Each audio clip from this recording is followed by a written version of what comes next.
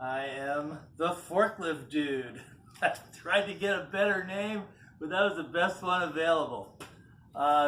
Here we have the forklift dog. You know, I'd like to introduce my lovely forklift wife, Chris. You know, give yourself a little thumbs up there. Please bear with us. This is the first time we've done anything like this. I've been in this industry for 25 years, 20 years with a major forklift dealer in the Los Angeles area who will remain nameless. I don't work for him anymore. I'm retired, kind of forced into retirement, and I'm getting a little bored. So we're going to do this. The most common problem with an internal combustion forklift or a gas truck, a thing that runs on gas, is not starting. That's the biggest problem. And the most common cause of that is no fuel. Okay? And what happens a lot of times is the drivers, the operators, they like to horseplay. They like to engage in horseplay. And what they'll do is, and this is the tank. Well, it is a tank, but it's a small one. They'll be running around and they'll shut their guy's tank off. They'll just, while he's not looking, they'll distract him. They'll shut it off. He'll run about 20 feet. His lift truck shuts down. And it's because he has no fuel.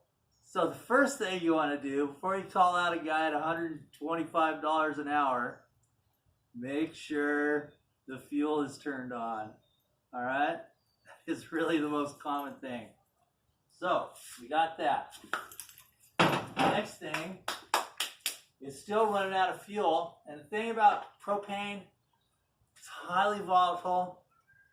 It burns really dirty. It is a nasty fuel. And tanks, you're supposed to certify your tanks every 5 years. Nobody does it. Let's just pretend this here is a brand new LP tank, liquid propane.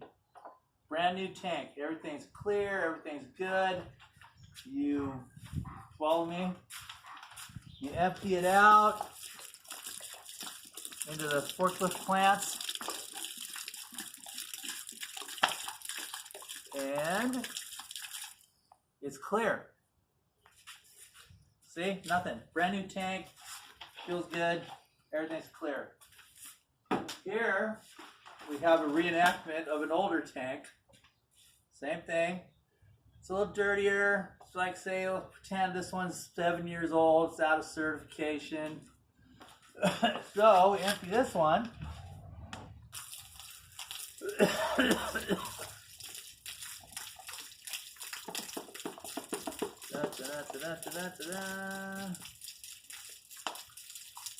Add fuel. What you're going to notice here is this is an older tank. There's still some gunk around in there. So this tank is heavier than the other one. And actually the gauge, I'm sorry I don't have a gauge here. When I get rich, I'll have propane tanks all over and I can show you better. But it'll actually register like a quarter tank. So you think you have fuel and you don't. What you have is the sediment. You have this sludge. This is dirt from my yard, but you'll have this sludge in the bottom of the tank. It creates weight and it fools the tank into thinking that there's fuel in there when there's not. So what you want to do, change the tank before you call the guy at $125 an hour. All right? The next thing, this don't happen so often, but it does happen. When you disconnect your tank, you're going to have a coupler. This is off my barbecue, but it's the same principle. You hook it up, you disconnect the tank. Inside your tank,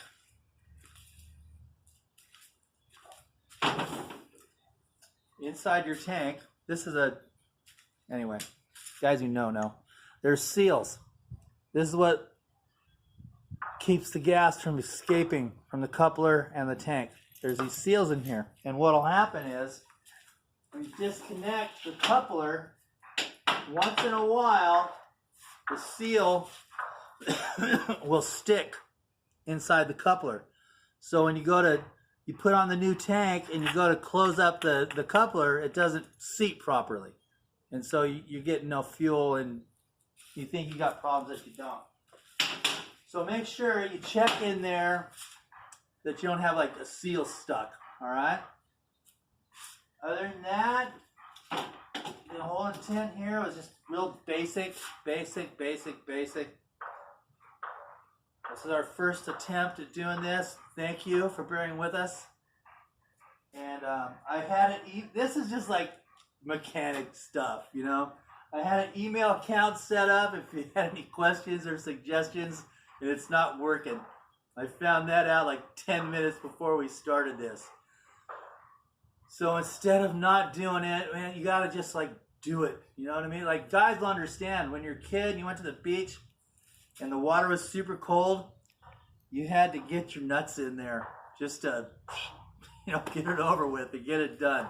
So we went ahead and did this. I'll work on the email, so I have a good email address if anybody has any questions or suggestions or things you'd like to see. But in the meantime, we do have a Facebook page, and it's simple. It's just the Forklift Dude. Give it a look, and thank you for your time.